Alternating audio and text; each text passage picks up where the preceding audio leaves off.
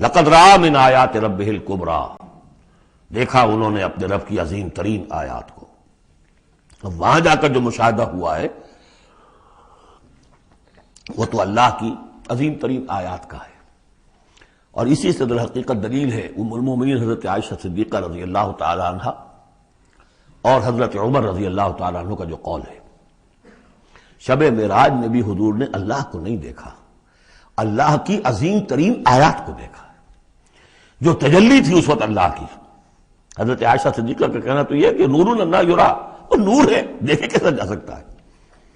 بہرحال وہاں بھی قرآن جو کہہ رہا ہے وہ یہ نہیں کہہ رہا ہے کہ اللہ کو دیکھا، نہیں، جیسے کہ وہ جو شب معراج میں پہلا سفر کا حصہ تھا زمینی، مسجد حرام سے مسجد اقصی تک، سبحان الذی اسریٰ بعبدہ لیلا من المسجد الحرام الى المسجد الاقصی الذی بارکنا حولہ لنریہ من آیاتنا، وہاں پر بھی اللہ نے اپنی آیات کا مشاہدہ کرایا، لیکن وہ زمینی آیات ہیں اللہ کی، وہ برکات جو ہیں زمینی ہیں۔ یہ تجلی جو ہو رہی ہے یہ ہو رہی ہے اس سدرۃ المنتہا پر، آخری حد ہے، مخلوق کی آخری حد ہے، اس سے آگے کہیے حرم ہے، حریم ذات ہے اللہ کی، جس میں کسی غیر کا کوئی دخل ممکن نہیں۔